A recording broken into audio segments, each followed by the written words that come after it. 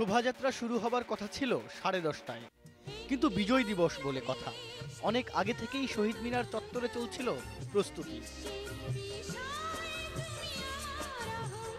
মানুষের চোখে মুখে প্রত্যয় নতুন বাংলাদেশ গড়ার। আজকের প্রথম প্রত্যয় হচ্ছে যেভাবে তরুণ সমাজ জেগেছে, আমরা চাই যুদ্ধাপরাধীদের বিচারের যে প্রত্যয় সেটি প্রধান এবং মুক্তিযুদ্ধের চেতনায় একটি সুখী সমৃদ্ধ বাংলাদেশ গড়ে তোলার প্রত্যয় হচ্ছে এই বিজয় দিবসের প্রত্যয়। বিজয় দিবসের চেয়ে শোভাযাত্রায় বড় হয়ে উঠল যুদ্ধাপরাধীদের ক্যারিক্যাচারগুলো। বিশাল বিশাল সব ফেস্টুন বহন করছিল সাংস্কৃতিক কর্মীরা। কেন বিজয় মিছিলে রাজাকারদের মুখ?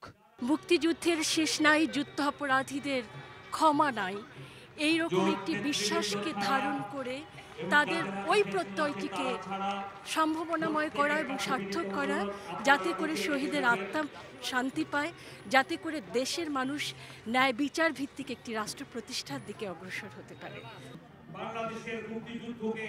বিজয়ের 40 বছর আনন্দ ঘন এই মুহূর্তে স্বপ্নের বাংলাদেশ গড়তে সংস্কৃতি জনেরা আস্থা রাখছেন তরুণদের ওপরই।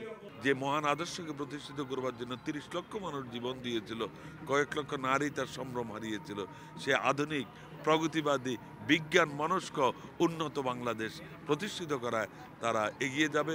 সকল ষড়যন্ত্র, সকল অপশক্তিকে তাদের তারুণ্য দিয়ে তারা পরাস্ত করবে, এটি আমাদের প্রত্যাশা।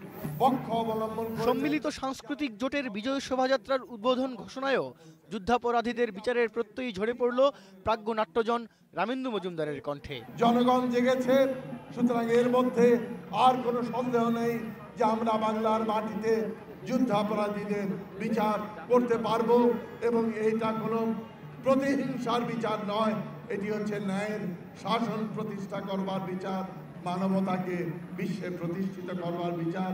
আজকে এই কটি কথা বলে আপনাদের সবাইকে সঙ্গে নিয়ে আমি এই শোভাযাত্রা, বিজয় শোভাযাত্রার শুভ উদ্বোধন ঘোষণা করছি।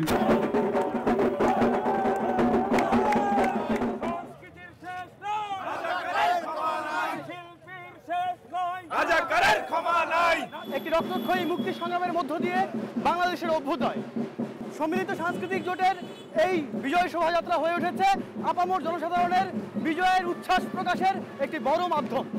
বিজয়ের আনন্দে উল্লসিত তারুণ্য, প্রত্যয়ে দৃঢ়। জাতীয় জাদুঘরের সামনে এসে যখন শেষ হয়ে শোভাযাত্রা, তখন শীতের দুপুরের ঘড়িতে বেলা 11:30।